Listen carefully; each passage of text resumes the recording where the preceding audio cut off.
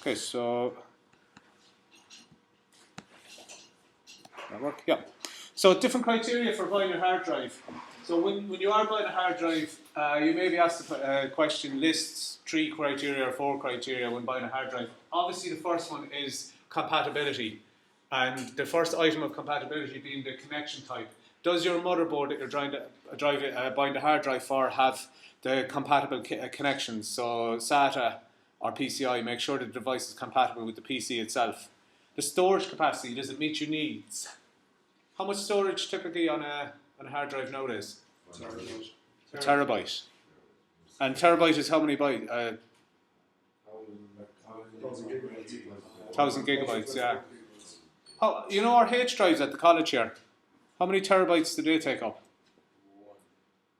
All of the students' H drives. Well, 4 gigs each, so 1,000 students. Yeah, but that's the capacity, okay?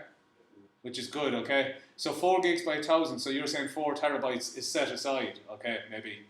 But how much of that capacity is being used, do you think? 30%. Well, considering most student drives are red, when you look at them, they're nearly full. Okay, that's in relation. That red is. We have partitioning worked out there, so don't worry about that. Any thoughts? There's a 4 gig limit. Now, if everybody used our 4 gig, we have a partition for students of 1.75 terabytes. Okay. Every student has a 4 gig limit, but obviously, if we have 1,000 students, if everybody was to go and even have 2 gigs each, we'd go over the partition size. Do you get me there? So if every student used 2 gigabytes, that would be 1,000 students multiplied by 2 gigabytes, which is 2 terabytes. Okay, so we're not anywhere near there. The students are using around between day and night only about nearly 800 bytes around that, or 800 gigabytes. Sorry. No. That's what they've saved so far this year, about 800 gigabytes. Now, a large reason behind at the college here, the fact that we're not using as much data as we used to on our Windows networks is the MacLab, right? Because before the MacLab was there, all of those kind of movie files and sound files and those really kind of storage heavy files were being stored on the Windows server. But that kind of activity is shifted to the MacLab. And you'll find, we're mostly saving documents, aren't we? Which are fairly small in size. The files that are really big are the media files. When I'm doing the games course in 3D modeling, when we're doing those kind of files, they get really big. So a lot of the storage has shifted over to the Mac network. So in that regard, we've been able to shrink down the partition that we use for student data over the last couple of years because it's document heavy what's on the network, the Windows network at the moment, and what's on the Mac network is quite heavy on media type files which take up a lot of space. So storage capacity for your own computer doesn't meet your needs, but if you're thinking about servers, the conversation I had there is very relevant, isn't it? I have to really, at the end of each year, I have to analyse how much data is there. What's taken up huge space at the moment is teachers who teach communications. Why? Isn't that a bit more for them? Video and audio. Yeah, well tell me the types of assessments that you do on communications. Talking to a mic. Did you record your meetings? Yeah. I take up a lot of space because the videos of you guys building computers, okay? So that's the kind of thing is probably taking up most. The amount of storage for video assessment will be around half a terabyte, which is nearly the size of the entire student data that's been saved. So that's the kind of volume it's taken up. So you can see, even though that's maybe 1 or 2 videos per student around the college, where students have loads and loads of documents for all their subjects, those media files really are starting to tot up. So warranty and support, does that meet your needs? Typical warranties nowadays? About a year. Sorry, about a year. And then if you want to go beyond a year? pay extra and it goes up for both. Yeah. units. I mean, you did your work experience in PC World, and it's very typical in PC World. Or, for example, with Apple, they have this thing called Apple Care.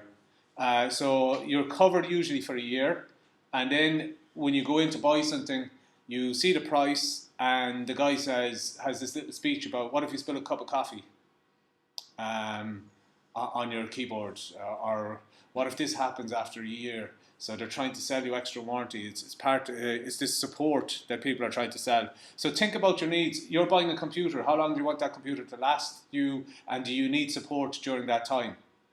What about yourself, PJ? Would you feel you'd buy the extra support? Would it be worth it? Well, I don't normally do it because if there's anything goes wrong with it, it's usually something I can fix myself. Yeah, that's part of the consideration.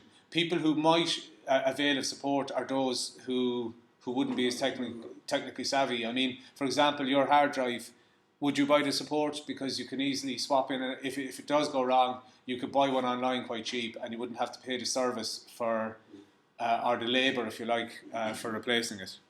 Speed, so do you need to transfer a lot of storage files quickly? This should require a speed of at least 7,200 RPM. RPM are revs or rotations per minute, yeah. So obviously when we're talking about hard drives here, how many spins does it take per minute? And we'll talk in a little detail in a minute about things called seek time and latency, which means how quickly can your drive access information. Compatibility of formatting, then you need to make sure that the formatting is suitable for the operating system being used. Can anyone remember when we were doing our formatting, what type of formatting we used for the Windows operating systems? NTSF. And in the other formatting we saw, it was FAT32, file allocation table formatting, which is, if you're not sure, the FAT32 probably is a good way to go with formatting because it works on most operating systems. Magnetic disks, so are those such as those using hard drives, have data arranged in concentric circles, okay, called tracks. So what I'm describing here is what you see on the image here. This is the way data is arranged on a magnetic disc. So you have three things. You have a track, which I should be able to show you here, which goes around the outside. Imagine you're on a running track and you're running your full lap. Okay? There's my amazing full lap of a track. Then you have a side of a platter, okay? So in truth, your hard disk is on a platter like so, and then there's another platter maybe. There might be 3 or 4 platters in the disk itself, okay?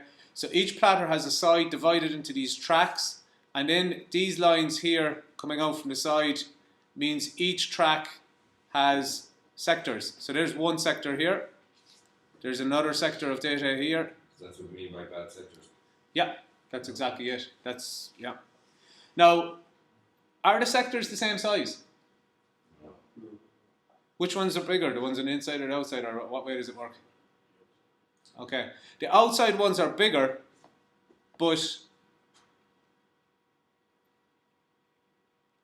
and the inside ones are smaller, but they're going to store the same amount of data, okay? That's just one thing to be aware of. And also, when you're on the outside track, to get from one piece of information to another at the same speed, you're going to have to spin faster on the outside than you're going to be spinning when you're on the inside track. Does that make sense to everyone because of the size? Okay, you're accessing the same amount of data. If you want to do that in the same amount of time, when you're on the outside, you've got to be spinning quicker than when you're on the inside, okay? And how you read the data is just, there's this magnetic head that just moves in and out over the sectors, and then the tracks just spin around and stops at the correct sector so that it can be read, okay? So that's just a visual description there. I'll just wipe that off so I can just go back to the written description of that. So it's quite possible you'll be asked this in an exam question. Best way to go when you're talking about the magnetic disc, and we're going to do the same description for an optical disc in a minute, is draw the diagram first. Like I said with the synchronous and asynchronous yesterday, and the different types of connections. If you can remember how to draw the diagram first, it should be easier to do the description afterwards, okay? So I've drawn the diagram, and then you should be able to go back and say magnetic disks such as those used in hard drives have data range in concentric. So concentric means smaller circles getting bigger and bigger and bigger as you go out, called tracks.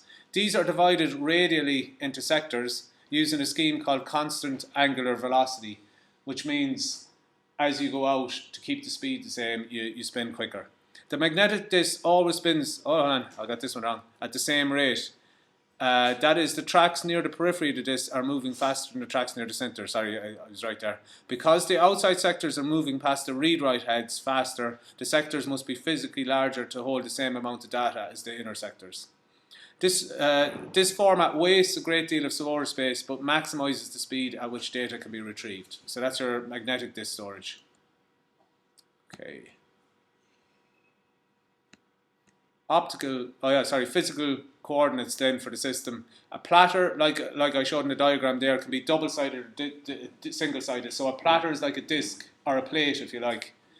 A single hard disk can contain many platters, so it needs what's called a three-dimensional coordinate. So a stack of tracks on top of each other is a cylinder.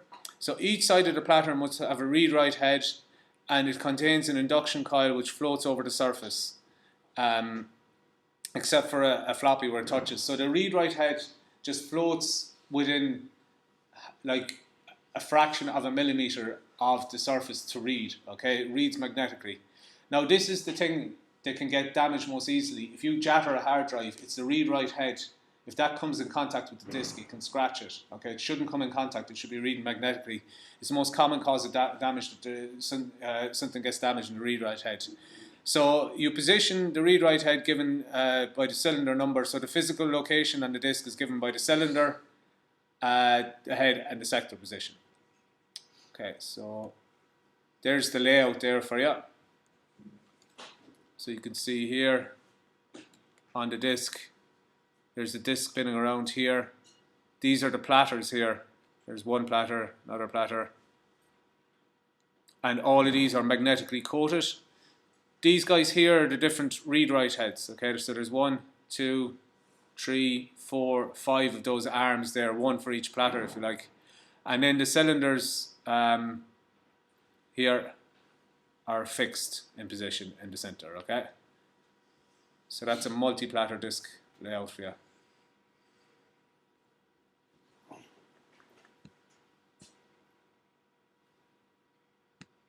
CD storage. Again, I'll probably go to the diagram first, why not?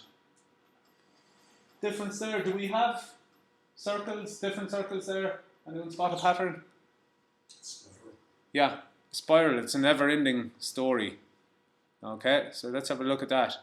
So if I draw a line here, I don't have separate distinct circles. See the way when I track my line there, it's a continuous spiral all the way out. It's never ending. Sizes of each sector, I'll just colour in one here. There's one sector here. There's another sector here. Any... Gradually bigger before we go to the center.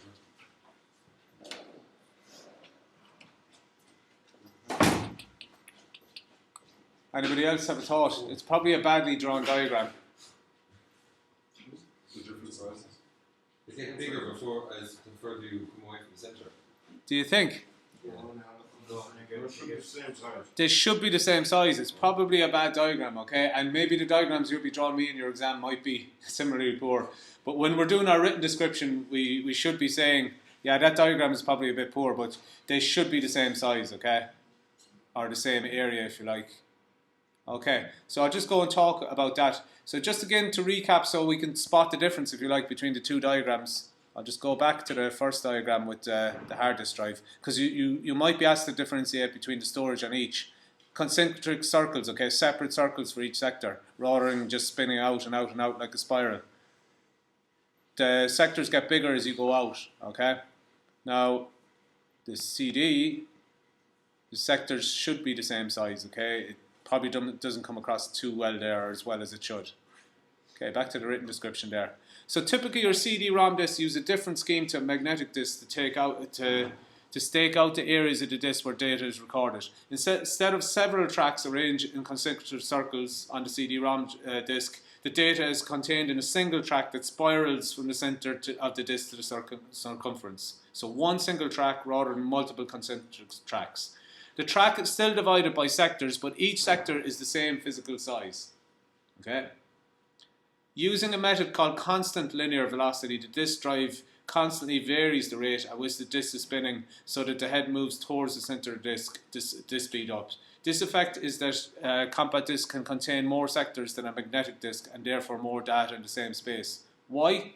Because you don't have big sectors with the same size of data as small sectors. Each sector is the same size, so you're fitting more sectors onto one disk than you are with the magnetic storage as a result. Okay, types of formatting.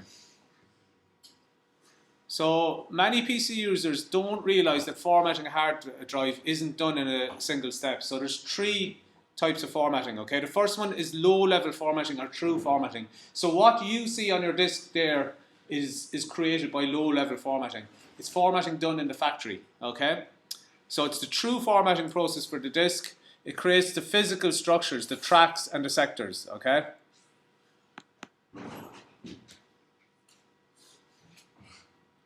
On the hard disk, normally the steps begin with the hard disk clean platters containing no information. Partitioning.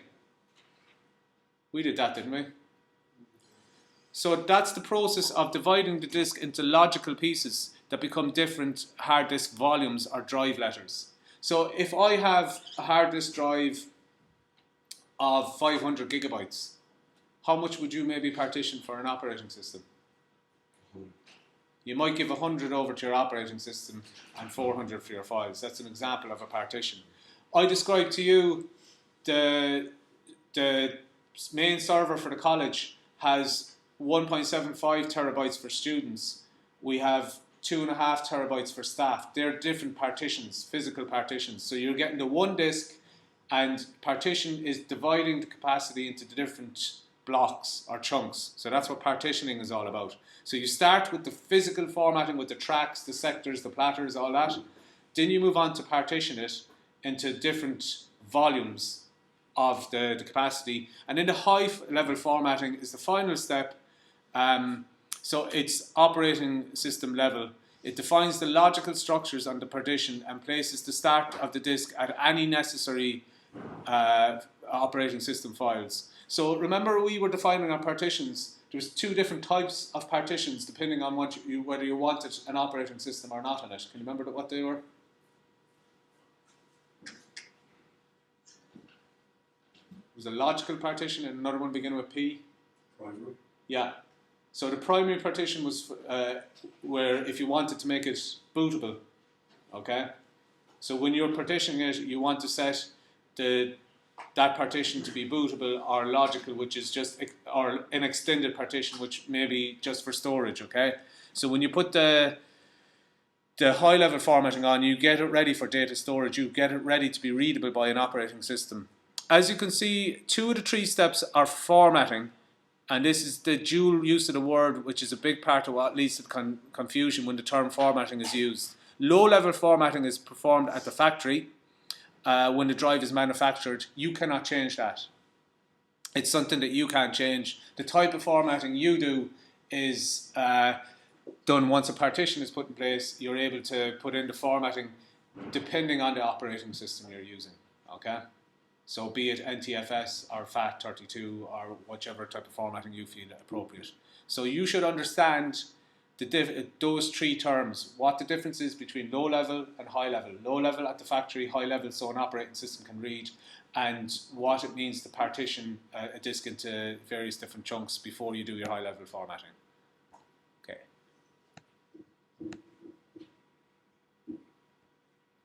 So continuing there, after low level formatting is complete, we have a disk with tracks and sectors but nothing written on them. High level formatting is the process of writing the file system structures on the disk that let the disk be used for storing programs and data. If you're using DOS, for example, the DOS format command performs this work. Writing such structures as the master boot record, which would be written on a primary on a primary partition, and the file allocation tables to disk. High-level formatting is done after the hard disk is partitioned, even if only one partition is being used. Okay, so regardless, if you're only having one drive, if it's only going to be the C drive that you're using as your hard disk, you still have to apply partitioning first. You still have to create one big partition on your drive before you can do the high-level formatting. That's what that last sentence means there. The distinction between high-level formatting and low-level formatting is important. It's not necessary to low-level format a disk to erase it. A high-level format will suffice if you want to do erasing. By wiping out the control structures and writing new ones, the old information is lost and the disk appears as new. Much of the old data is still on the disk, but the access paths have been wiped out. So in terms of data security, if I asked Owen to securely erase his disk, if he reformatted, would a criminal still be able to go in and get the data? Yeah. So formatting, as we know it, that high-level formatting, it's not wiping the data. It's just wiping the access paths to that data. Okay. Different operating systems use high-level format programs because they use different file systems. However, the low-level format, which is the real place where tracks and sectors are recorded, is the same no matter whether you have a hard disk installed in a Windows machine or a Linux-based machine or one of the Macs below in the Mac lab. The physical hard drive is the same. Disk performance, so different things about how quick can you access your information on disk. So seek time is the average time required to position the read-write head over the track sector, okay? So the average is 5 to 15 milliseconds. So just say I have my amazing disk here, and there's my read-write head.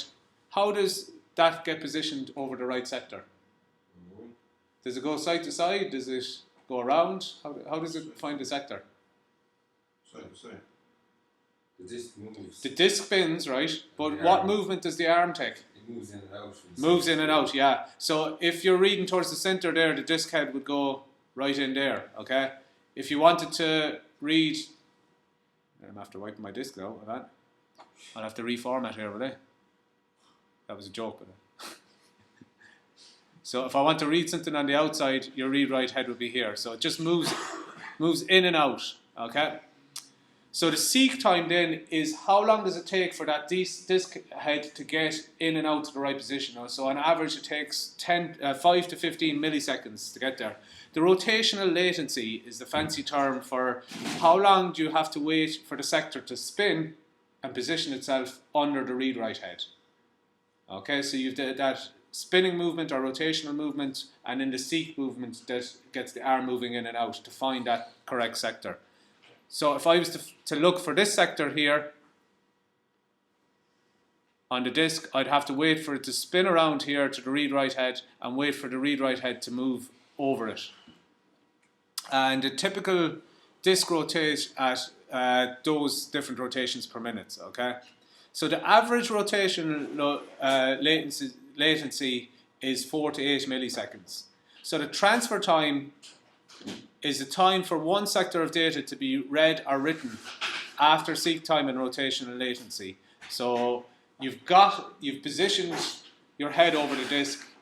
How long does it take to read that that piece of data? So the access time is the sum of the three things above. Okay. So I'm looking to read a file on a sector. How long does it take to get to that file? Number one, how long does it take for my read-write head to position? Number two, how long does it take for the disk to spin? And number three, how long does it take to physically read that information for that magnetic transfer of data to occur onto the read-write head?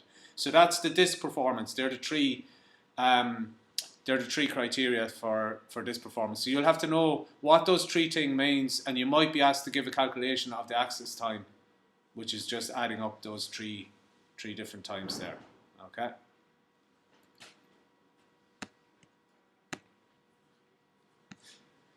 SATA and IDE.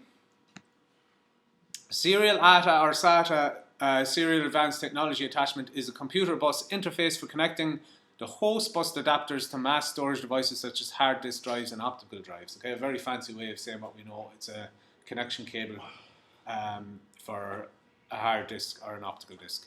Serial ATA was designed to replace the older parallel standard, often called by the old name IDE, offering several advantages over the older interface. So one is, I feel, is the reduced cable size. Okay, when you're twisting those cables and trying to hook them up physically, I think it's so much easier to go with SATA. That's one advantage. Okay,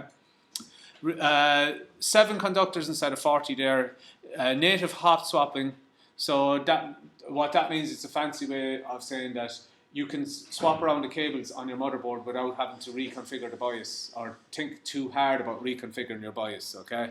Whereas with the old IDE cable, it was a lot more complex with primary and secondary cables and stuff like that. Faster data transfer through higher signaling rates and more efficient transfer through an optional I/O queuing protocol. Okay, so SATA host adapters and devices communicate via high-speed serial cable over 2 pairs of conductors. In contrast, Parallel uses 16-bit wide data bus with many additional support and control signals, all operating at a much lower frequency.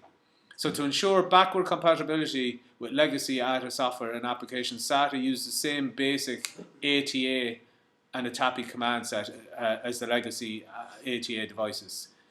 So how prevalent, if you're going to purchase a hard drive, by the time it got to 2008, a SATA was pretty much standard, as you can see. It was in 99%. So that would tell me some of our devices here that are not using SATA will be older than 5 years old, to be 6, 7 years old. Okay, it's a good way of telling the age of computer. If you open it up and there's an IDE cable on it, you know it's pre 2008.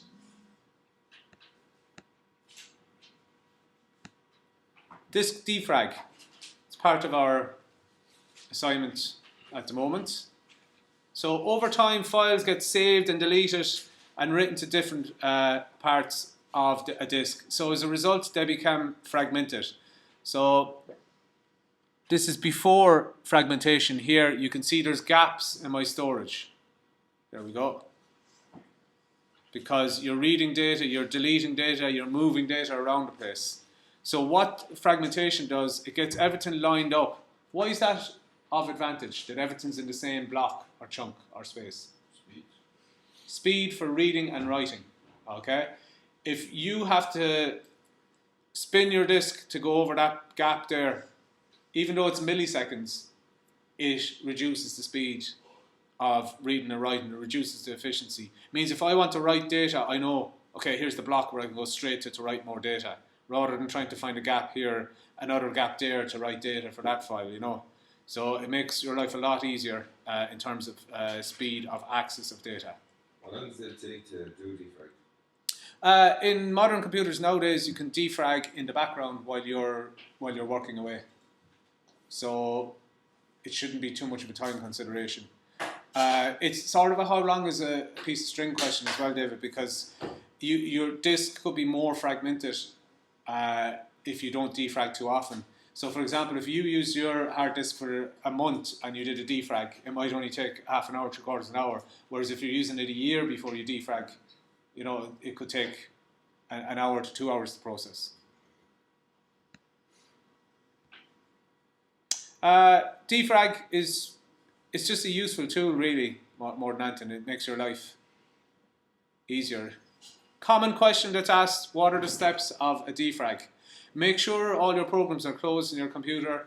Not necessary in most modern computers. You can usually defrag in the background, but probably best practice to do it like this.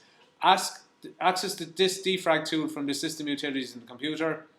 Select the disk that you wish to defrag and perform an analysis. Why are we going to do an analysis first? To make sure we need to do it. Yeah, you may not need to do it.